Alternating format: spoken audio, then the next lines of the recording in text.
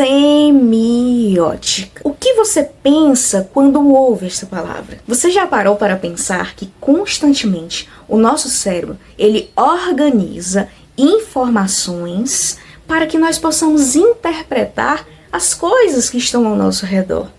Pode ser uma situação, uma imagem, uma fala, um som. Observe este desenho. Ele é parecido com um gato. E essa palavra você consegue ler e entender. Mas o interessante é que existe algo no mundo real que remete a este desenho e a esta palavra. Agora, pense no seguinte. Você está dirigindo e chega no sinal, a luz vermelha do farol acende. Você entende? É para parar. Ou você está no recreio da escola e escuta o sinal tocar. Você entende que precisa ir para a sala de aula. Ou você está cozinhando e de repente sente aquele cheiro de queimado. Provavelmente a sua comida não vai mais prestar. São situações que não precisam ser faladas ou necessariamente escritas para que você entenda. Mas como tudo isso é possível? Como é que você consegue interpretar todas essas coisas? Tudo isso está incluso no universo da semiótica. E neste vídeo você vai entender o que é a semiótica, qual é o seu objeto de estudo e por que ela é muito importante no seu dia a dia. Importantíssimo que vocês entendam que a semiótica, ela tem uma pessoa muito especial que deu base para ela, que é chamado de Charles Sanders Peirce, este rapaz aqui, que foi um filósofo, pedagogista, cientista, linguista, matemático, além de muitas outras coisas. Peirce, ele é considerado um dos pais da semiótica. Quando eu falar sobre semiótica aqui, eu estou falando com base nas ideias de Peirce e também com base no texto de Semiótica Aplicada de Lúcia Santella. A priori, é muito importante nós fazermos uma ligação com a etimologia da palavra semiótica e o seu significado, certo? A palavra semiótica ela tem origens no grego antigo, vem de semeion, que significa signo, sinal, marca. Aqui, nós vamos focar na palavra signo. E ela tem o sufixo ticos, que indica relativo ao próprio dia, relativo a signos. Semiótica, ela significa isso, a ciência ou a arte dos signos. A semiótica, ela é uma lógica que ajuda o nosso pensamento a nos dar condições para interpretar, para nos comunicar, nos mostrar o mundo a partir dos signos. E ela é importantíssima no nosso dia a dia porque ela nos ajuda a transmitir o significado da nossa mente para a mente de outra pessoa. Mas agora você deve estar se perguntando o que é o signo. O signo, ele pode ser qualquer coisa. Ele pode ser uma palavra, um livro, uma escola, um grito, uma mancha de tinta, uma pessoa, um museu, uma obra de arte, as emoções, um vídeo, uma imagem, um gesto, enfim, pode ser qualquer coisa. Essa qualquer coisa pode ser de qualquer espécie que ela representa algo no mundo real, que nós chamamos de signo. E que nós temos o potencial para interpretar tudo isso. Por isso que nós temos as partes que constituem esse signo. Para você entender melhor essa definição que Peirce dá aos signos, é como se ele nascesse e tivesse uma natureza em 3 partes, uma natureza que nós chamamos de tríadica. E essa natureza tríadica é composta por 3 elementos, que é o próprio signo, chamado de representante, é aquilo que tem uma natureza, uma propriedade que é interna a ele e que pode significar algo para nós. Um objeto, esse objeto é uma indicação no mundo real do signo. E o interpretante. O interpretante é o efeito que o signo, por meio do objeto, causa naquela pessoa, no usuário. Ele desperta um potencial para ser interpretado. Para ficar ainda mais claro, vamos para um exemplo. Observe a palavra cachorro. A A palavra em si, ela não pertence ao mundo real. Ela é um símbolo. E nós dizemos que ela é um signo. Mas a palavra cachorro, ela tem um objeto no mundo real. Eu coloquei aqui, ó, o objeto, que é essa referência no mundo real, como a imagem desse cachorrinho aqui. Mas imagine que seja o cachorrinho do mundo real. Só que, quando você observa a palavra cachorro, você pode pensar neste cachorro, sua irmã pode pensar neste cachorro e eu posso pensar neste cachorro. No caso aqui, é o interpretante. Eu posso interpretar essa palavra por meio de um objeto no mundo real, mas pode ser uma interpretação diferente da sua. Então, aqui nós temos uma interligação entre o signo, entre o objeto e entre o interpretante. E tudo isso são as partes que constituem o signo. Diante disso, surge uma pergunta muito interessante. Se qualquer coisa pode ser um signo, o que é preciso haver nela para que possa funcionar como signo? Porque imagine, existem infinitas coisas, certo? Muitas coisas para serem interpretadas.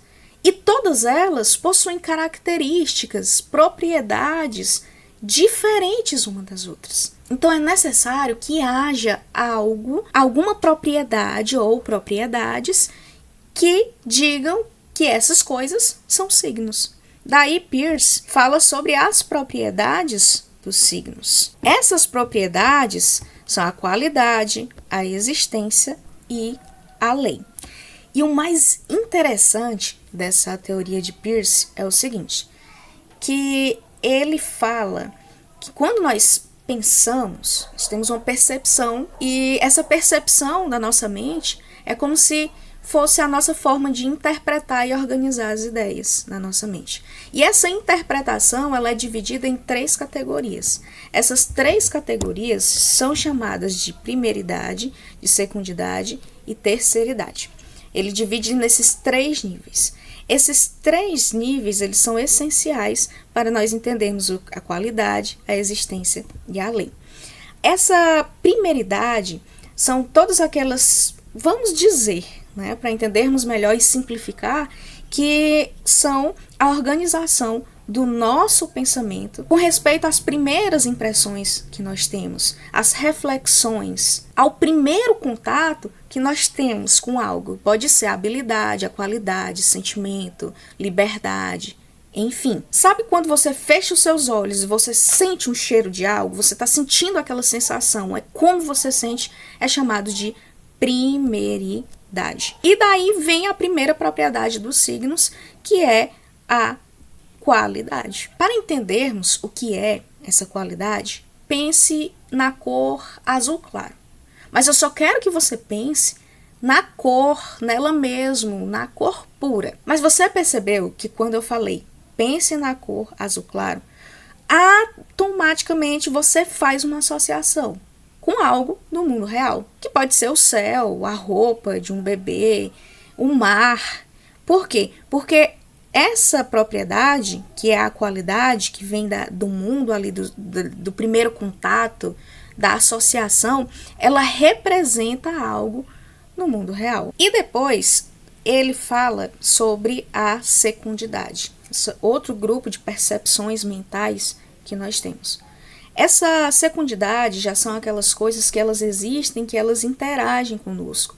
Ela nos afeta, é algo que é mais rígido, por assim dizer.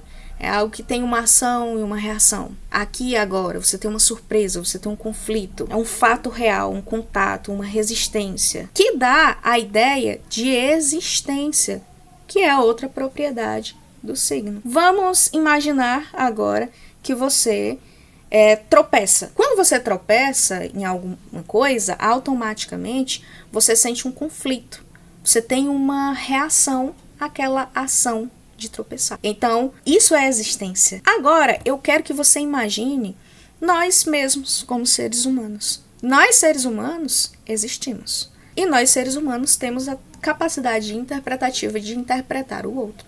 Por quê? Porque o outro nos dá sinais. na forma como ele se veste, na forma como ele se comporta, nos seus trejeitos, na sua personalidade. Então passa esse sinal para nós. E nós temos sempre indicações. Perceba o seguinte, que tanto aqui na qualidade quanto na existência, nós estamos falando de coisas que nós conseguimos interpretar por meio de signos, por meio de sinais. Vamos entender isso melhor no próximo slide. Mas agora vamos para a terceiridade. A terceiridade já é algo que está representado especialmente, essencialmente na nossa mente. Para exemplificar melhor, imagine uma lei, qualquer lei, lá do Código Penal, da LDB, enfim. Essa lei, você pode pegar nela. Essa lei, você pode tocar nela. Você pode cheirar. Você pode olhar fisicamente no mundo real. Tem uma corporificação, uma personificação? Não tem, porque a lei, ela é algo que é abstrato, não existe no mundo real. Mas você concorda que a lei, ela opera, ela tem um efeito real, ela é abstrata, mas o efeito dela é significativo para nós.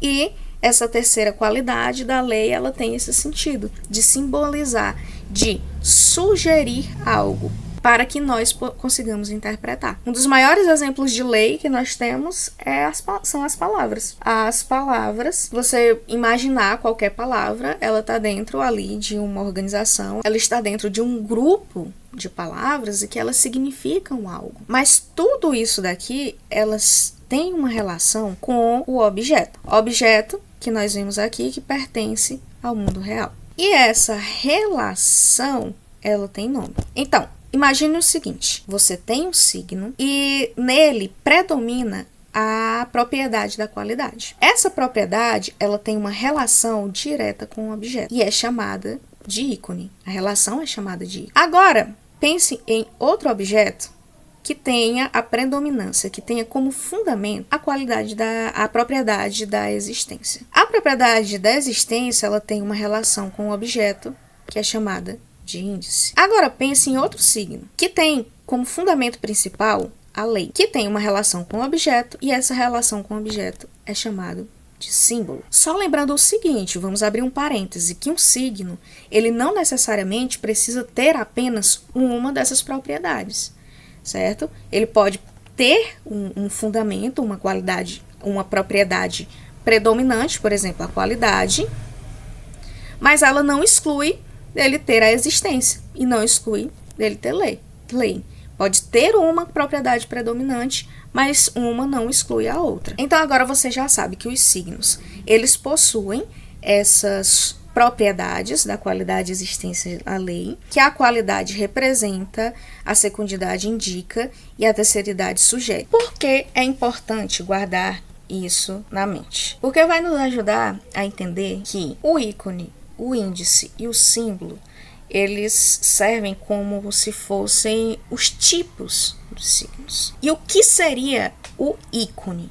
Imagine o desenho de um carro. Você olha o desenho de um carro, é um signo, você sabe que representa algo, um objeto, que é um carro no mundo real. Então, olhe como tudo isso é lógico e como essa natureza tríadica do signo, ela é muito importante. Por quê? Porque nós temos a organização da percepção do pensamento dentro de uma propriedade que é predominante em um signo, que tem uma relação com um objeto, que é chamada de ícone. Esse ícone está representado aqui e você pode interpretar como sendo isso aqui. E essa associação você pode fazer com as 3 propriedades do signo. Agora, vamos observar o índice. Pensa que você está caminhando e observa a fumaça. Essa fumaça, ela é um índice. Ela indica o quê? Que existe fogo. Ou pensa que você está observando o chão molhado. Se o chão está molhado, aquilo ali é um índice, é a indicação de que choveu. E o que nós podemos falar do símbolo? Você vai imaginar a bandeira do Brasil. Ou imagine a palavra Brasil. Elas indicam uma nação, na verdade. Elas sugerem uma nação. E ainda fica mais fantástico que Peirce, ele deu nome a essa relação. Essa relação, por exemplo, do ícone, é uma relação de semelhança. Aqui, ó, o signo, ele é somente semelhante ao objeto. Já o índice é algo que vai ser motivado, que vai ser causal. Por isso que é chamada de relação causal e motivada. Da mesma forma que o símbolo, ele tem uma relação que é convencional. Aqui eu queria que vocês fizessem a relação dessa natureza tríadica, tá? Que está intimamente relacionado com este slide aqui que eu já mostrei para vocês. Mas para simplificar essa ideia de ícone, índice e símbolo, nós temos aqui essa outra explicação. Aqui, ó, nós temos um signo, que é um ícone, que ele está representando o quê? Ele está representando um cachorro, por meio da relação de semelhança. Aqui, imagina que você ouve o latido, um au-au de um cachorro. É uma indicação, é um índice desse animal no mundo real. E aí você ouve e é motivado casualmente a entender que é um cachorro que está latindo. Da mesma forma que você tem a palavra cachorro. Você está caminhando, bate em um portão e vê lá, perigo, cachorro. Está sugerindo, esse símbolo, ele sugere que existe um objeto no mundo real, que é um cachorro, por uma relação que é convencional. E Peirce ainda nos mostra que os signos, né, têm objetos, que é o objeto imediato e o objeto dinâmico. O que é o objeto imediato? Nada mais é do que o próprio signo. E o que é o objeto dinâmico? A representação dele, do objeto no mundo real, que estão intimamente ligados com o interpretante. Agora você já sabe o que é a semiótica, já sabe o que são os signos, o objeto de estudo da semiótica. E saiba que é muito importante entender esse conteúdo, porque está presente no nosso dia a dia e influencia diretamente as nossas decisões, o modo como nós agimos, na verdade, o modo como você e eu enxergamos o mundo. A semiótica nos ajuda a entender o que está por trás do óbvio. Um exemplo são os anúncios que você assiste nas redes sociais, o comercial na televisão, que quer que você compre algum produto. Eles usam a semiótica como uma forma de induzir você, ou levam você a deduzir algo, ou abduzir alguma coisa. A semiótica nos ajuda a aguçar o nosso senso crítico. A semiótica está na cultura, está na arte, ela está na nossa vida. Agora fique com as referências utilizadas para produzir este vídeo.